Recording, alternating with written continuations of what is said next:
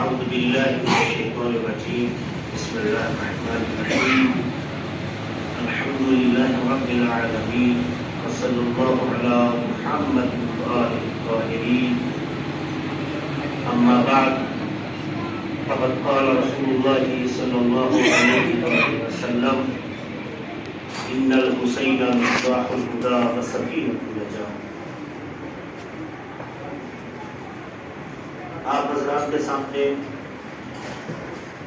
حسین day کی مناسبت سے یہ جو نشست اور جلسہ منعقد ہوا ہے قابل تقدیر و تشکر کے ساتھ ساتھ وہ اراکین جو اس حسین محفل کا سبب بنے گے ان تمام حضرات کے توفیقات کے لیے مل جل کے سربار پڑھتے ہیں.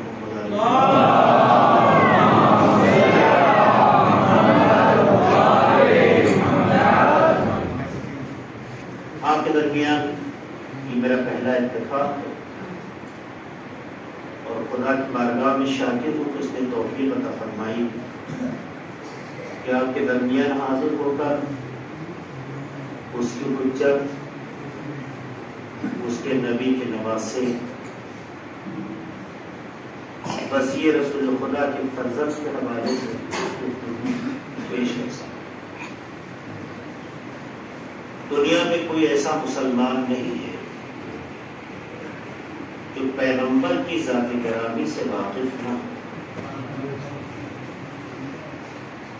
اللہ کی وحدانیت کے اعتراف کے بعد کائنات میں مسلمانوں نے جس فرد کو پہچانا ہے اسے حضرت محمد مصطفیٰ صلی اللہ علیہ وسلم.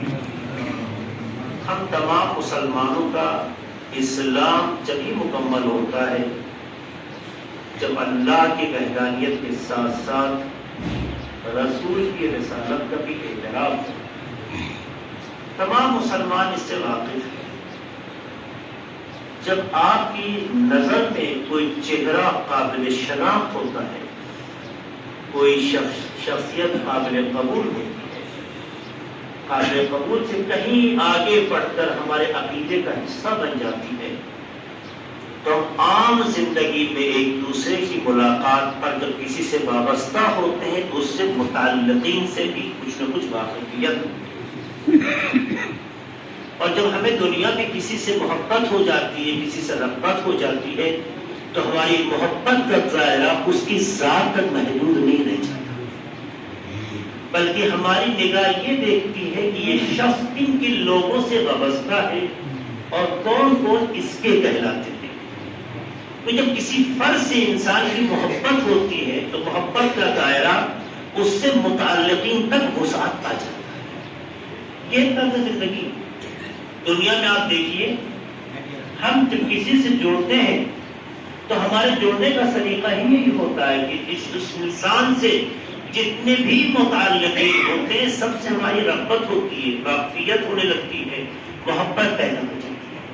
اور اگر اسے اس نگاہ سے نہ دیکھا جائے تو یہ محبت کی شکست کہلاتی ہے یا یہ کہ محبت کی کامیابی کی سرحد بہرحال نہیں.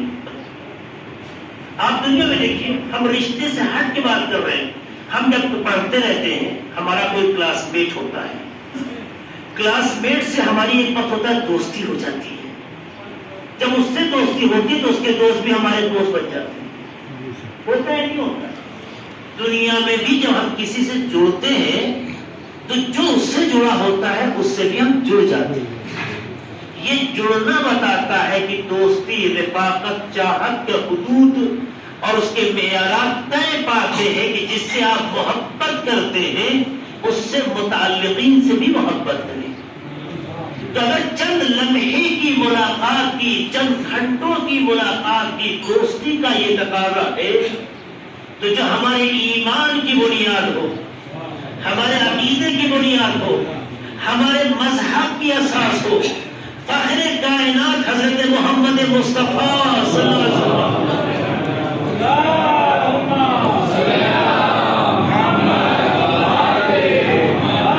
جو ہمارے آپ تمام مسلمانوں کے عقیدے اور ایمان کا حصہ ہے تو اگر چند لمحے کی ملاقات کی رفاقت کا اثر یہ ہوتا ہے کہ اس سے متعلقین بھی ہمارے لیے اجنبی نہیں رہ جاتے، تو جو ہمارے ایمان و عقیدے کا حصہ ہو، کیسے ممکن ہے کہ جو اس کے خون کے افراد ہو، اس کے حسب و نسب سے متعلق ہو، جو اس کے اپنے کہلاتے ہو، اس سے ہماری وابستگی نہ ہو۔ اس لیے کوئی مسلمان دنیا کا تلاش کر لیجئے، ممکن نہیں ہے پیغمبر کو سمجھتا ہو مگر ان کی آل کو نہ سمجھتا ہو۔ اگر پیغمبر کی آل کو نہیں سمجھتا تو اس کا مطلب یہ ہے ابھی ذات پیغمبر کو نہیں سمجھ سکا ہے۔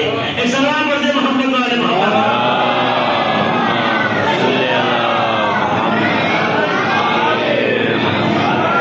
ایک ایسی ہستی کی کائنات میں اس کا کوئی بدل نہیں، ایک ایسی ذات کی کائنات میں اس کی کوئی نظیر نہیں، ایک ایسی شخصیت کی 1400 برس سے لے کر ہی نہیں بلکہ انبیاء کی فہرست میں جناب آدم سے لے کر آخری نبی سے پہلے تک کے انبیاء اور آنے والے زمانے میں قیامت تک پیدا ہونے والے بشر اس ذات پر فخر کریں گے کیونکہ پروردگار نے جسے حبیب کبریا کہا ہو، پروردگار نے جسے ایک خاص امتیاز کے ساتھ رکھا ہو، جسے احمد اور محمود کے اسما سے یاد کیا گیا ہو، احمد اور محمد کے اسما سے یاد کیا گیا ہو، ایسی ہستی جس پر کائنات کو ناز رہا ہو، ممکن نہیں ہے وہ ہستی ہماری روح کا حصہ ہو، ہماری جان کا حصہ ہو، ہمارے ایمان کا حصہ ہو، مگر اس کی بیٹی فاطمہ ہم اسے پہچانتے نہ ہو، اس کے داماد علی یا اس کے بھائی علی اسے پہچانتے نہ ہو،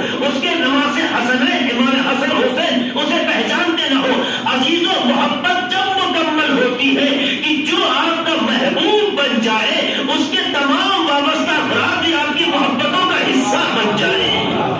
اس لیے حسین ڈے کا انعقاد اس بات کی علامت ہے، یا رسول اللہ، آپ کی محبت کی تکمیل ہوتی جب ہے جب آپ سے وابستہ افراد سے بھی محبت کی جائے۔ یہ حسین ڈے اسی کا مظاہرہ ہے، یہ حسین ڈے نہیں ہو رہا ہے بلکہ رسول سے محبت کا مظاہرہ ہو رہا ہے۔ یہ حقیقت محبت پیغمبر۔ تو تمام مسلمان کو شخصیت پر بھروسہ، وہ نبی کون نبی ہے؟ وہ نبی جس پر ہمیں اور آپ کو غرور ہے ہونا چاہیے۔ غرور اچھی چیز نہیں ہے، پر کچھ شخصیتوں کے لیے غرور مستحسن مانا گیا ہے۔ ہمارے خدا جیسا خدا قابل تصور نہیں ہے، یہ غرور ہے ہمارا، یہ مستحسن ہے۔ ہمارے نبی جیسا کوئی نبی نہیں ہے، یہ افتخار ہے ہمارا، یہ غرور ہے ہمارا، یہ عیب نہیں ہے۔ غرور اگر اپنے نفس کے لیے ہو تو عیب ہے، باکمال شخصیتوں کے کمال کے اعتراف کا مظاہرہ ہو تو مستحسن ہے۔ ظاہر کہ جب ایسی ہستیاں ہمارے درمیان ہے تو ہم یہ دیکھیں نا ہستیوں نے ہمیں کیا پہچانوایا ہے، کیا پیغام دیا ہے، کیا فکر دی ہے۔ پیغمبر کیوں آئے تھے؟ 1,24,000 انبیاء میں سے ایک پیغمبر کو آپ فعلاً ایک کنارے کدے سے آپ نے بھی کہتے ہیں، یعنی ایک کم 1,24,000 انبیاء کیوں آئے تھے؟ اس لیے آئے تھے تاکہ بشریت کو گمراہی سے نجات دے سکے۔ اللہ نے انسان کو پیدا کیا، انسان کے وجود کی خلقت سے پہلے اس کے عقل کی آزمائش، اس کے عقل کی آزمائش کے بعد یہ اعلان ہو گیا کہ یہ وہ چیز ہے کہ جس کے ذریعے سے اللہ کی عبادت ہوگی، اور یہ چیز ہے جس کے ذریعے سے انسان کو بہشت ملے گی۔ عقل کو جب آزمایا گیا اور اللہ کا مطیع پایا گیا، فرمانبردار پایا گیا، تو مکتسب بہ الجنان، یہ اس کے لیے سند حاصل، جنت اس کے ذریعے سے، معبد بہ الرحمن، خدا کی عبادت اس کے ذریعے سے۔ اسی لیے عبادتوں کو عقل کے معیار پہ پرکھا جاتا ہے۔ جہاں عقل ہوتی ہے وہیں عبادت ہوتی ہے، اور جہاں عقل نہ ہو وہاں عبادت نہیں ہوتی۔ اس کا مطلب یہ ہے کہ جو نماز پڑھتا ہے اس کی عقل کام کر رہی ہے، جو نماز نہیں پڑھتا ہے نگاہ قدرت میں مجنون ہے، پاگل ہے، دیوانہ ہے۔ ممکن نہیں یہ عقل ہو اور نماز سے بیزاری ہو، ممکن نہیں عقل ہو مگر شریعت جذبہ نہ ہو. جہاں جذبہ ہے اس کا مطلب یہ ہے کہ اس انسان میں عقل پائی جاتی ہے, اور جہاں یہ جذبہ مردہ ہو, جذبے کا مظاہرہ نہ ہو, اس کا مطلب ہے کہ اس انسان کی عقل ضائع ہو گئی, پاگل ہے. اسی لیے اسلام میں شریعت کا قانون عقل مندوں پر لاگو ہوتا ہے, پاگلوں پر لاگو نہیں ہوتا. آپ مجھے بتائیے, علماء بیٹھے ہیں, کیا کسی مجنون پہ نماز ہے؟ کیا کسی مجنون جس کی عقل ضائع ہو گئی ہے اس کا روزہ ہے؟ کیا کسی مجنون کا طواف قبول ہے؟ کہتے نہیں, طواف کی بنیاد بھی عقل ہے, روزے کی بنیاد بھی عقل ہے, نماز کی بنیاد بھی عقل ہے, کیونکہ عبادت کا معیار عقل سے طے ہوتا ہے. یعنی جہاں عقل سالم ہے وہاں انسان بے عبادت کا شکار نہیں ہے. جہاں عقل کام کرتی ہے اس کا مطلب انسان عبادت گزار ہے, اور جہاں عبادت سے انسان بیزار ہو آپ کو سوچنے کی ضرورت نہیں ہے, چاہے وہ مکمل انسان ہو مگر وہ پاگل ہے کہ آپ دیکھیے قرآن میں جملہ نہیں ہے, لا تقربوا الصلاۃ وانتم سکارا, نماز کے قریب مت ہونا. کب؟ جب تم نشے میں ہو, کیونکہ نشہ عقل کی طاقت کو سلب کر لیتا ہے, اور جہاں عقل کی طاقت سلب ہو جائے سجدہ کتنا ہی گہرا ہو جائے قابل قبول نہیں ہوگا. اور جہاں عقل کی طاقت ہو سجدہ چاہے زمین پر پیشانی رکھنے ہی کی حد تک کیوں نہ ہو, مگر معرفت کے ساتھ ہے تو بہت سے سجدوں کے لیے بہانا بن جائے گا. یہ معیار قدرت ہے. تو آپ دیکھیے عقل کی بنیاد پر سب کچھ ہے. تو اللہ نے انسان کو عقل دی, عقل دینے کے بعد قدرت نے دیکھا یہ مخلوق تمام مخلوقات میں منفرد ہے, مگر اس کے ساتھ ساتھ نفس بھی رکھا گیا ہے جس کا 180 ڈگری جو ہے معاملہ ایک دوسرے کے مخالف ہے. عقل جہاں خدا سے قریب کر رہی ہوتی ہے نفس اتنا ہی خدا سے دور کر رہا ہوتا ہے. عقل جتنا اطاعت کی طرف لے جاتی ہے اتنی نفس معصیت کی طرف لے جاتا ہے. عقل جتنا پابند الہی بنانا چاہتی ہے اتنی نفس مخالف الہی بنانا چاہتا ہے. اللہ نے انسان کے اندر 2 طاقتیں رکھی, ایک کا نام عقل رکھا, دوسرے کا نام نفس رکھا. عبادتوں کو دیکھا عقل کی بنیاد پر موازنہ کیا, شرارتوں کے لیے نفس کو رکھ کر مخلوقات کو بتانا چاہا ہے. اس انسان کو اشرف المخلوقات اس لیے بنایا, اس لیے نام دیا کیونکہ تمام مخلوقات نے جنات کو عقل دی ہے, نفس نہیں دیا ہے. اس لیے جنات کی یہاں مخالفت ممکن نہیں ہے, کیونکہ جہاں نفس ہوتا ہے وہاں مخالفت ہوتی ہے, جہاں عقل ہوتی ہے وہاں مخالفت نہیں ہوتی. ہم نے دوسرا نمونہ بھی پیدا کیا جسے جانور کہتے ہیں, جسے نفس دیا مگر عقل نہیں دی. اس کا مطلب یہ ہے کہ جانور اپنی مرضی کے مطابق کہیں چلا جائے اس میں عقل کی کوئی دخالت نہیں ہوتی. اس لیے کسی کی کھیت میں جانور چلا جائے, کسی کے گھر میں جانور چلا جائے, کسی کے حریم میں داخل ہو جائے تو اسے دوڑایا جاتا ہے. یہ دوڑایا جانا اس بات کی علامت ہے جہاں عقل نہیں ہوتی ہے وہ پھیلایا ہی جاتا ہے. اور دوسروں کے گھروں میں اگر کوئی بغیر اجازت داخل ہو جائے تو یہ اس بات کی علامت ہے اس کی عقل کام نہیں کر رہی ہے, نفس کام کر رہا ہے. لیکن جانور ہے جو بغیر پوچھے داخل ہوتا ہے, انسان اجازت لے کے کسی کے گھر میں داخل ہوتا ہے. اللہ نے دونوں نمونے پیش کر دیے, ایک کا نام فرشتہ رکھا, ایک کا نام جانور رکھا. لیکن اللہ نے ان تمام مخلوقات میں ایک مخلوق کو جسے عقل و نفس کی بنیاد پر خلق کیا ہے. مولا علی نے نہج بلاغت میں اشارہ کیا جو میں بیان کر رہا ہوں. اللہ نے ایک مخلوق پیدا کی جس کا نام انسان رکھا, عقل کی بھی طاقت رکھی جس میں جذبہ اطاعت پایا جاتا ہے. اللہ نے نفس کی بھی قدرت رکھ دی جس میں جذبہ بغاوت پایا جاتا ہے. اطاعت اللہ سے قریب کرتی ہے, بغاوت خدا سے دور کرنا چاہتی ہے. انسان 180 ڈگری فاصلے سے لڑتا ہوا آگے بڑھ رہا ہے. یہی پر انسان جب عقل کی طاقت کو نفس پہ غالب کر دیتا ہے تو انسان اتنا آگے نکل جاتا ہے کہ سیدل ملائکہ رک جاتے ہیں کہ اس کے آگے بڑھ گیا تو میرے بال پر چل جائیں گے. ارے عقل اگر نفس پر غالب آ جائے تو انسان اتنا آگے نکل جاتا ہے. شب معراج یاد آئی یا نہیں آئی کہ پیغمبر عرش کی بلندی پر اتنا آگے نکل گئے, قاب قوسین ادنیٰ بھی. عقل کی منزل اگر غالب آ جائے نفس پر تو جائے، نفس غالب ہو جائے تو انسان اتنا گمراہ ہو جاتا ہے کہ قرآن میں ارشاد ہوتا ہے یہ اولئک کالانعام بل ہم اضل، یہ انسان نہیں ہے، یہ جانور بلکہ اس سے بھی بدتر۔ یہ اس لیے کہا گیا تھا کہ جانور کو عقل نہیں دی تھی، اس لیے وہ ضلالت و گمراہی کی طرف جا رہا تھا، اس لیے وہ صحیح و غلط کی تشخیص نہیں دے پا رہا تھا۔ عقل تھی مگر عقل کا استعمال نہیں کر سکا، تو صرف جانور نہیں ہے، جانور سے بھی بدتر ہے۔ اللہ نے انسان کو پیدا کرتے وقت یہ چیز محسوس کی کہ عقل کی طاقت حالات کا شکار ہوتی اور ایسے حالات میں شکار ہوتی ہے کہ کتنا بڑا مضبوط انسان کیوں نہ ہو اپنے فیصلے کو بدل لیتا ہے۔ کیونکہ زندگی میں بہت سے ایسے مواقع آتے ہیں جہاں عقل اور رشتے کا ٹکراؤ ہوتا ہے۔ عقل اور رشتے کا یعنی تو عقل اور حق کا، آپ معافیے گا، رشتے اور حق کا ٹکراؤ ہوتا ہے، اصلی رشتے اور حق کا ٹکراؤ۔ رشتہ کہتا ہے یہ کام کر دینا چاہیے کیونکہ ہمارا رشتہ دار ہے، حق یہ کہتا ہے یہ اس کا حق نہیں، اسے دینا نہیں چاہیے۔ اکثر ہم اپنی زندگی میں آئیے سرچ کریں تو دیکھیں حق اور رشتے کے ٹکراؤ میں ہم رشتے کو اہمیت دیتے ہیں، حق کو چھوڑ دیتے ہیں۔ ہوتا ہی نہیں ہوتا اکثر زندگی میں۔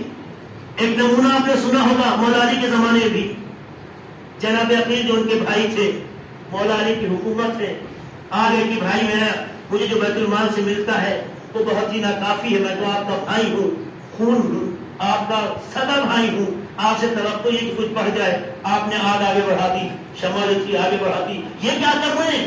کہ واہ اس آگ کو دیکھ کر جلنے کا خوف ہوتا ہے، پیچھے ہٹتے ہو، ہمیں آخرت کی آگ دکھائی دے رہی ہے، اگر ہم نے حق کو چھوڑ کے رشتے کو ترجیح دے دی تو جہنم کی آگ ہمارا استقبال کرے گی۔ یہ کیا ماجرا تھا؟ کیا عقیل بھائی نہیں تھا کے تھے؟ عقیل اس عظمتوں کا منارہ ہے کہ جن کے لیے روایت ملتا ہے کہ ایک دن مولا علی نے رسول خدا سے پوچھا یا نبی اللہ اتحب عقیل، اے رسول خدا کیا آپ عقیل کو محبت کرتے ہیں، چاہتے ہیں؟ کہا انا احبہ حبین، میں دو وجہ سے عقیل کو چاہتا ہوں، دو وجہ سے۔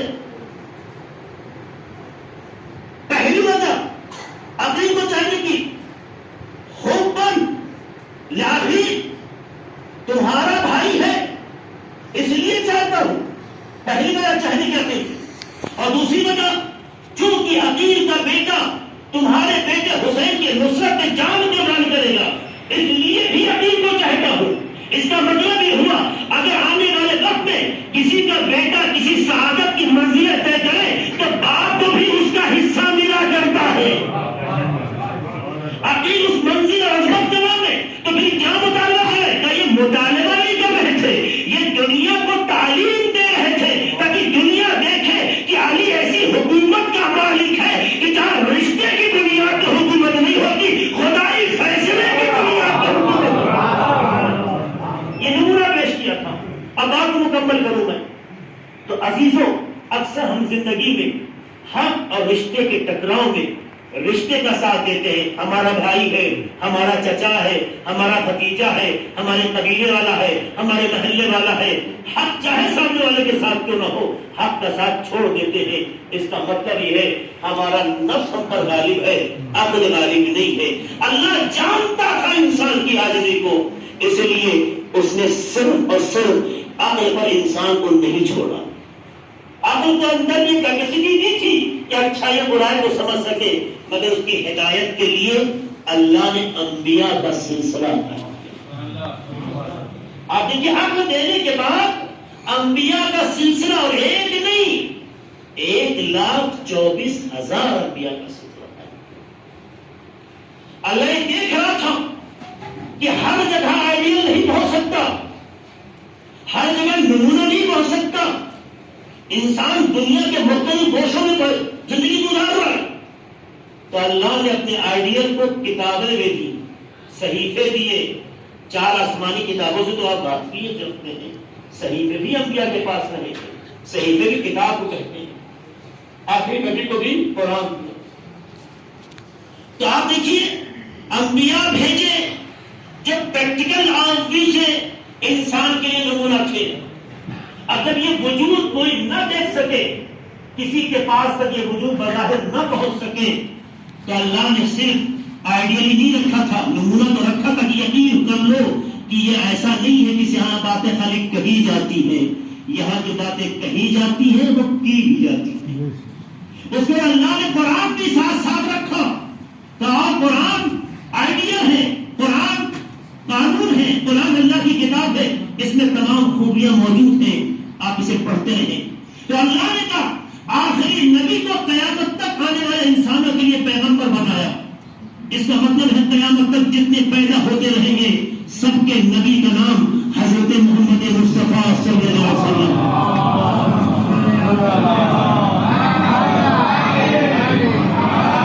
صلوات یا تو بھوک کی نظر ہو گئی ہے یا وقت زیادہ ہو گیا ہے۔